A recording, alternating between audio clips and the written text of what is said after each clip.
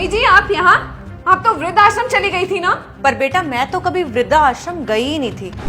क्या आप कभी वृद्धाश्रम गई ही नहीं? कहना क्या चाहती हो?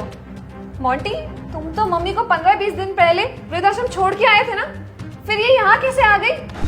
बेटा ये मेरा घर है, मैं जब भी चाहूँ यहाँ आ जा सकती हूँ। ओ बुढ़िया, पागल हो गई है क्या तू?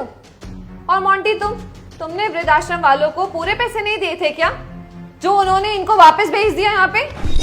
ज्योति, ये क्या तरीका होता है माँ से बात करने का? और कैसे बात करूं मैं इससे? और मैंने ना तुम्हें बोला था कि किसी दूर वाले वृद्धाश्रम में छोड़ कर आओ इन्हें, ताकि ये यहाँ आने से पहले ना 10 बार सोचे। देखो ज्योति, सच बात तो यह है, माँ को मैंने कभी वृद्धाश्रम छोड़ा ही नहीं। क्या? हाँ, मेरे बेटे ने कभी भी मुझे वृद्धाश्रम छोड़ा ही नहीं था, वो मुझे यहाँ से लेके गया था।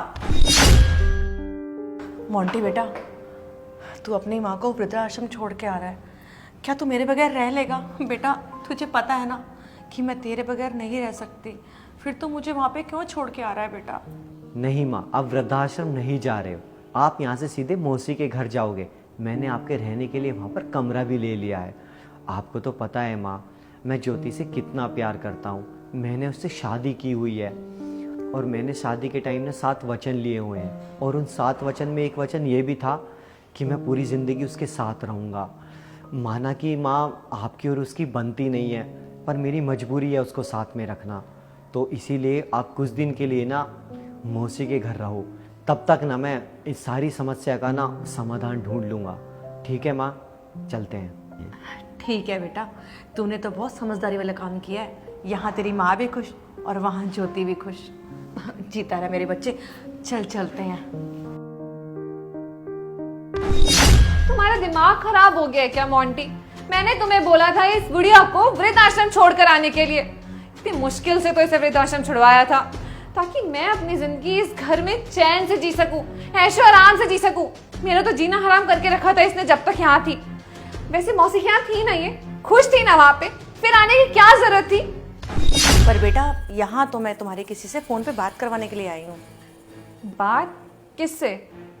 एक मिनट, ये लो बेटा, करो बात। बेटा मुझे तेरे भैया भाभी ना इस घर को छोड़ने के लिए बोल रहे हैं, कह रही हैं इस घर को छोड़कर वृद्धाश्रम चली जाओ। माँ भैया भाभी आपके साथ ऐसा नहीं कर सकते। उस घर में पहला हक आपका है, वो ऐसा कैसे कर सकते हैं आपके साथ? बेटा वो मेरी एक नहीं सुन रहे हैं। हेलो बेटा, हेलो हेलो हेलो। माँ मेरी बात सुन। क्यों ज्योति बेटा, क्या हुआ? तुम्हें बहुत बुरा लग रहा है? बेटा जब तुम्हारी माँ के साथ आज ऐसा हुआ तो तुम्हें बहुत बुरा लग रहा है, और वही सब तुमने मेरे साथ किया था, मुझे वृद्धाश्रम भेज दिया था, तब तुम्हें बुरा नहीं लगा था बेटा?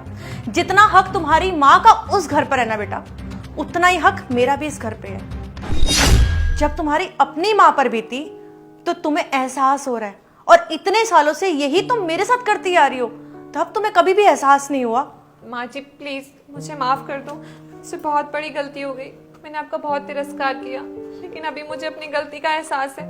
जब मेरी माँ को घर से बाहर निकाल रहे हैं, मोंटी प्लीज जल्दी चलो, कहीं भैया भाभी मम्मी को बाहर ना निकाल दे। मुझे बहुत डर लग रहा है, प्लीज चलो जल्दी।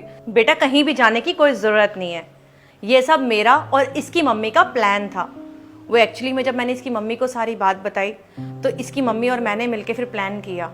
इसकी मम्मी कहीं नहीं जा रही है बेटा, इसकी मम्मी घर पर ही है। माँ जी आपने बिल्कुल सही कहा। आज मुझे एहसास हो रहा है, जब मेरे भैया भाभी मेरी माँ को घर से बाहर निकाल रहे हैं, वृद्धाश्रम भेज रहे हैं, कि कितना ज़्यादा बुरा लगता है जब अपनी माँ को दूर होता हुआ देखते हैं। और इस बात का भी एहसास हो रहा है कि मोंटी को कितना बुरा लगता होगा जब मैं ज़बरदस्ती आपको घर से बाहर निकाल रही थी, वृद्धाश्रम भेज रही थी। मोंटी प्लीज़ मुझे माफ़ कर देना, मैंने तुम्हारे साथ भी बहुत गलत किया। और लेकिन जब ये सब चीज़ आज मेरे साथ हो रही थी तब मुझे एहसास हो रहा है, ये बात सुन के तो मेरे पैरों तले ज़मीन ही खिसक गई थी कि मेरी माँ को घर से बाहर निकाल रहे मेरे भैया भाभी। मैं आज के बाद आपके साथ कभी भी ऐसा नहीं करूँगी। इस घर में जितना हक मेरा है ना, उससे कई गुना ज़्यादा हक आपका है, इस घर पे भी और आपके बेटे पे भी। मुझे माफ़ कर दीजिएगा माँ जी। Monty I am really very sorry. कोई बात नहीं ज्योति, तुम देर आई दुरुस्त आई। और माँ, इस सब प्लान के बारे में आपने अपने बेटे तक को नहीं बताया? बेटा सच बात तो ये है कि मैं तेरे बगैर रह ही नहीं सकती, इसलिए मैंने तुझे कुछ नहीं बताया और मैंने तुझे सरप्राइज दिया। जीते रहो, सदा सुहागन रहो।